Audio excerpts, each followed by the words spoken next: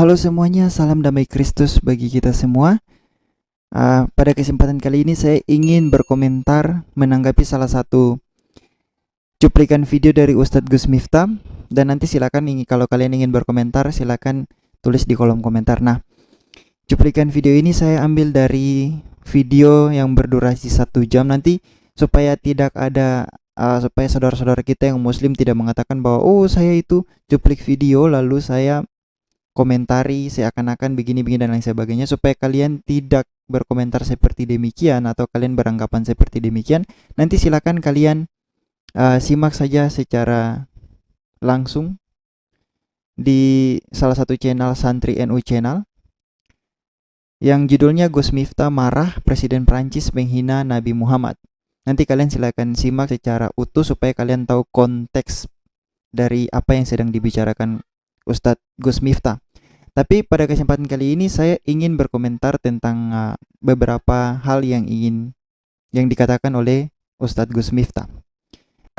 Indonesia negara Islam terbesar. Presiden Sebentar. Indonesia negara Islam terbesar. Itu yang selalu digaung-gaungkan oleh saudara-saudara kita yang muslim. Tapi apa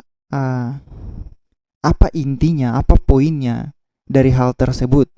Apakah Indonesia negara Islam terbesar lalu itu berarti bahwa segala sesuatu urusan pemerintahan harus sesuai dengan Islam? Harus sesuai dengan kemauan umat Islam? Harus sesuai dengan apa yang diajarkan dalam Islam? Tidak. Pemerintah ya pemerintah. Makanya terkadang ucapan-ucapan, terkadang kalimat seperti mayoritas dan lain sebagainya itu terkadang tidak baik untuk diucapkan, apalagi di dalam satu ruang seperti ruang ceramah seperti ini. Karena kesannya adalah mendiskriminasikan orang lain yang minoritas. Jadi kenapa kalau misalnya Indonesia agama Islam adalah yang mayoritas, atau Indonesia Islamlah yang paling besar di Indonesia. Ada masalah apa dengan hal itu? Dengan urusan pemerintah, misalnya begitu. Kalau kalian mayoritas itu tidak berarti bahwa kalian yang harus lebih tinggi daripada minoritas. Tidak.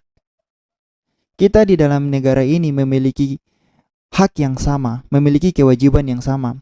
Terlepas dari apapun agamamu, mau Hindu, Konghucu, Islam, Kristen, dan lain sebagainya, 5 agama yang diakui di dalam Indonesia. Terlepas dari itu, kalau hal seperti ini terus digaungkan, terus diucapkan, maka nanti akan muncul pemikiran diskriminasi di antara orang-orang Islam sendiri tentang mayoritas dan minoritas. Mayoritas lebih tinggi daripada minoritas. Mayoritas lebih memiliki kuasa di atas minoritas. Kalau kalian mayoritas di Indonesia, yo oke, silakan. Tetapi bukan berarti kalian harus membusungkan dada, kalian harus meninggikan diri di atas orang lain. Tidak berarti. Gara-gara stigma mayoritas minoritas, akhirnya kita lihat banyak sekali kejadian kerusuhan seperti yang sudah kita ketahui bahwa ada gereja yang ditutup, ada pelarangan Natal dan lain sebagainya. Itu karena stigma mayoritas dan minoritas. Itu karena kita menanam stigma yang buruk di dalam negeri ini. Yang seharusnya kita hidup sebagai saudara kemanusiaan, sebagai satu saudara dalam kemanusiaan. Tapi karena kita diberikan pengajaran yang salah tentang mayoritas dan minoritas, makanya kita selalu menganggap bahwa oh kita banyak di dalam negeri ini, kita yang banyak, jadi kitalah yang seharusnya lebih diperhatikan. Tidak, kalian mau Islam, kalian mau Kristen, kalian mau Hindu, kalian mau Konghucu dan lain sebagainya, dalam undang-undang kita semua adalah warga negara yang sama, memiliki hak yang sama. Jadi untuk saudara-saudaraku muslim, hentikan dengan stigma mayoritas minoritas. Itu tidak baik jika kalian terapkan di dalam Indonesia yang landasannya bukan syariah Islam, tetapi Pancasila, dan kita punya semboyan Bhinneka Tunggal Ika. Jadi lepaskan pemikiran tentang mayoritas dan minoritas supaya kalian lebih bisa menghargai kemanusiaan orang lain. Oke, mari kita lanjut. Prancis menghina Islam, Presiden Prancis menghina Kanjeng Nabi, warganya menghina Kanjeng Nabi, dibunuh sama seorang pemuda usia 18 tahun di Prancis. Lucunya apa? Presidennya justru menistakan agama Islam dengan mengatakan agama Islam sebagai agama yang sedang krisis. Nah, permasalahan dengan penistaan agama, pertanyaan saya bagi saudara muslim, apakah agama bisa dinistakan? Apakah agama itu bisa dinistakan? Oke, lanjut. Heran saya apa? Indonesia negara muslim terbesar di dunia, sampai hari ini belum ada respon dari pemerintah. Tidak ada urusannya Indonesia negara muslim terbesar di dunia dengan urusan pemerintahan. Tidak ada urusannya. Semua itu seperti yang tadi sudah saya katakan, bahwa stigma-stigma seperti inilah yang berpotensi untuk menghancurkan sebuah negara. Bahwa di negara itu mayoritasnya ini, maka seharusnya ada tanggapan yang tegas dari pemerintah bagi orang yang mengecam agama mayoritas. Stigma-stigma seperti ini berbahaya bagi kehidupan berbangsa, kehidupan bernegara. Sangat berbahaya.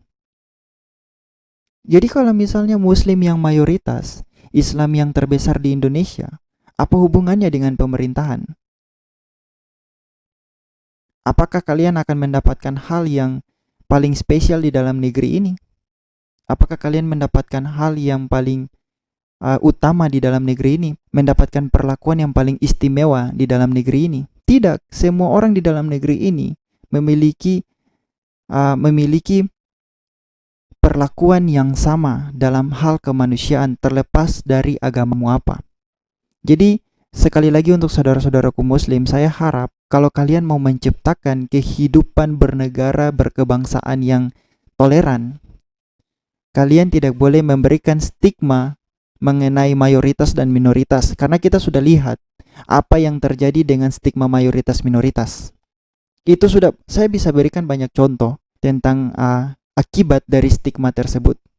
Apa salahnya kita hidup berkebangsaan, kita hidup bernegara di dalam negara ini, lepas dari siapa kamu. Kalau urusan agama, silakan urusan agama, semua ada ranahnya, semua bisa dibedakan. Agama ya agama. Kalau kalian mau berdebat tentang agama, oke, ranahnya ada, perdebatan tentang agama. Tetapi jangan campur adukan agama dengan urusan politik. Jangan campur adukan agama dengan urusan pemerintah. Akhirnya apa? Akhirnya semua agama yang ada di dalam negeri ini dianggap minoritas, yang berujung pada hal-hal yang tidak diinginkan. Oke? Itu tanggapan saya ya, atau mungkin kalian mau menambahkannya di kolom komentar. Mari kita lanjut. Belum ada respon dari presiden untuk menekan presiden Prancis yang namanya Popron apa sopo kuwi. Oke, sebelum lanjut, sekali lagi ya saya ingin sampaikan bahwa saya tidak sedang membela Prancis dan lain sebagainya. Saya hanya ingin menanggapi apa yang menjadi pokok permasalahan kita di dalam kehidupan bernegara, tentang stigma-stigma seperti yang tadi sudah saya katakan. Oke? Mari kita lanjut. Markon kok popcorn. Belum ada diplomasi dari pemerintah untuk menekan presiden Prancis supaya minta maaf kepada umat Islam di dunia. Saya mau tanya kepada kalian, apakah kalian rela ketika Islam dinistakan? Apakah kalian rela ketika Kanjeng Nabi Muhammad dinistakan? Malah kaya wong demo takbir iki lho. Nah, oke, kembali lagi kepada pertanyaan saya yang tadi, yaitu bahwa apakah agama bisa dinistakan? Itu pertanyaan saya, apakah agama bisa dinistakan? Lalu apa dampak ketika seseorang menistakan agama tersebut? Apa dampak bagi agama itu sendiri? Misalnya seperti ini, kalian mengatakan bahwa Yesus menikah. Kalian mengatakan bahwa Yesus menikah. Salah satu channel mengatakan bahwa Yesus mengajarkan pacaran yang tidak sehat. Nah, itu penistaan terhadap iman kami loh. Tapi kami tidak menganggapnya sebagai sesuatu yang harus ditanggapi dengan arogan atau sesuatu yang harus dipidanakan. Tidak. Tetapi kami lebih memilih untuk menjawabnya secara akademis. Itu yang kami berikan. Oke? Itu saja sedikit tanggapan dari saya. Dari pernyataan beliau yang sudah saya putar tadi, sudah saya berikan tanggapan juga, itu juga pernyataan yang menurut saya harus dikoreksi. Dikoreksi berkenaan dengan kehidupan kita di dalam negara ini. Yang terlepas dari apapun agamamu, kita memiliki hak yang sama di dalam negara ini. Tidak ada perlakuan khusus bagi suatu agama tertentu. Hak setiap warga negara di dalam negara ini sama. Tidak ada yang berbeda. Tidak ada yang mendapatkan perlakuan khusus. Oke, itu saja. Kita jumpa di video berikutnya. Tuhan Yesus memberkati.